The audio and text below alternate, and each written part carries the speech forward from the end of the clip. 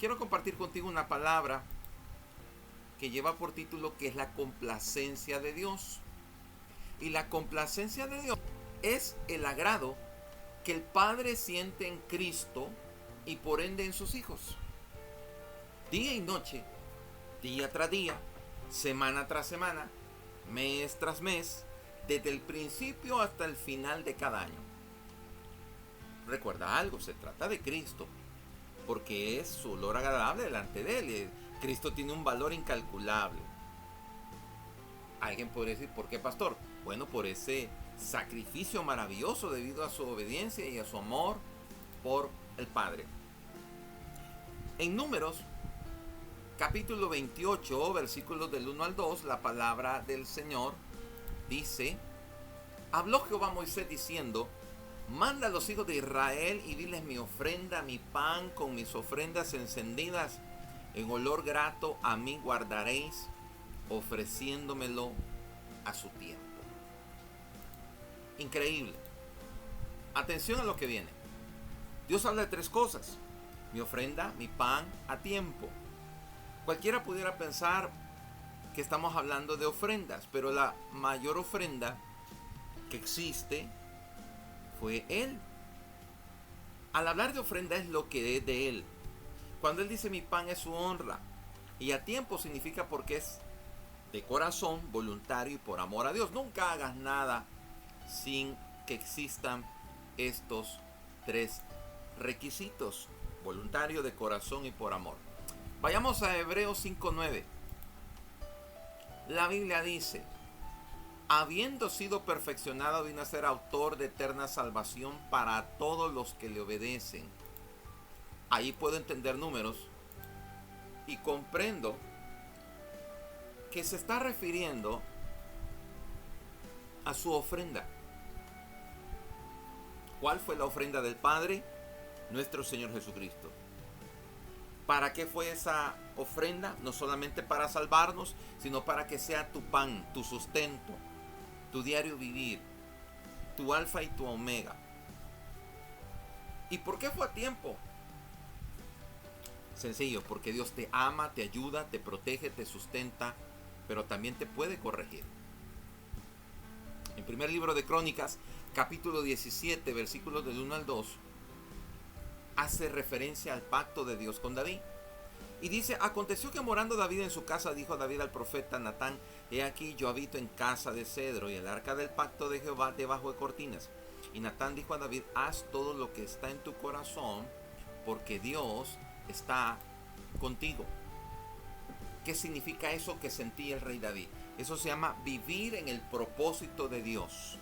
Él sentía el deseo, el anhelo de querer hacerle casa a su Señor. Y estaba en Él. Y eso es parte del propósito de Dios, que claro, se cumple en su hijo Salomón. Escucha esto. ¿Qué es lo que nos muestra el rey David? No solo obediencia, sino que en su corazón siempre mantuvo los propósitos de Dios. El considerar hasta dónde lo había llevado y bendecido el Señor. Se sintió mal porque él no había correspondido a todo lo que Dios había hecho con él. Y él dice: yo habito en casa de cedro y el arca del pacto de Jehová debajo de cortina. O sea, hagámosle casa. En primera de Crónicas 17:17, la palabra del Señor dice: y aún esto, Dios, te ha parecido poco, pues has hablado de la casa de tu siervo para tiempo más lejano, y me has mirado como un hombre excelente, oh Jehová Dios. Usted sabe lo que era el rey David. Usted sabe todos los errores que cometió como todo ser humano, y que eso no lo descartó, porque David siempre volvía, por medio del arrepentimiento, a las manos, a los brazos del Rey de Reyes y Señor de Señores, al Padre Eterno. Ahora, quiero que sepas que el Padre se complace contigo. Se complace con dos tipos de personas: con los siervos y con los hijos. Y eso es maravilloso. ¿Por qué? Porque tú tienes que saber que Dios te ama. Dios ama a toda la humanidad, pero Él se complace con sus siervos, con los hijos.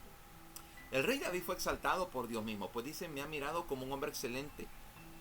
La Biblia dice que yo honraré a los que me honran. Esto lo puedes encontrar en 1 Samuel 2:30. ¿Te imaginarías qué pasaría si Dios te exalta de la misma manera? Y sabes que lo hace. El detalle es que la gran mayoría de los casos no nos vemos como Dios nos ve y no le honramos como debería de ser. Pero lo hermoso de todo esto es que tú y yo, oiga bien, podemos hacer y marcar la diferencia.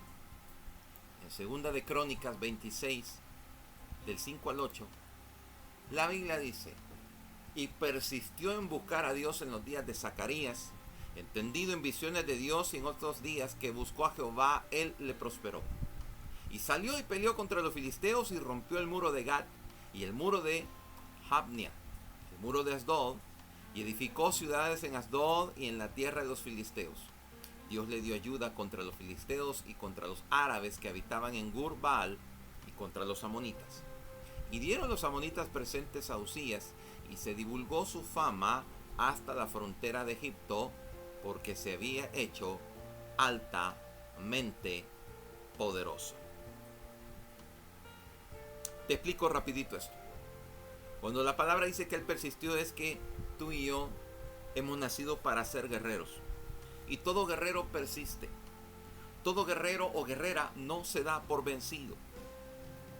Yo, en algún momento determinado, me hice la misma pregunta: ¿qué es lo que tengo que hacer para que Dios se manifieste? Persiste. Persiste. Y la Biblia dice que este rey persistió en los días de Zacarías. ¿Por qué? Porque sabía que si tú insistes buscando al Señor, Él te va a prosperar, Él te va a sacar adelante. Y parte de esas cosas, de esas persistencias, era que le tocaba pelear con filisteos y le tocó romper 3 muros: el de Gat, el de Jabnia, el de Asdod. Pero aparte de romper los muros, hay que edificar. A ti te va a tocar construir, edificar ciudades. Lo hizo este rey.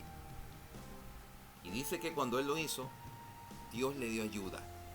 Cuando tú persistes, cuando tú eres entendido en la visión de Dios, cuando tú sabes que tienes que derribar muros que se ponen frente a ti, viene la ayuda en camino. Vienen los refuerzos. Y yo quiero declarar en este momento que en el nombre de mi Señor Jesucristo te vienen refuerzos. Cuando tú estás luchando, cuando tú estás peleando, cuando tú estás orando, cuando tú estás buscando a Dios, vienen refuerzos. Vienen los ángeles a sustentarte.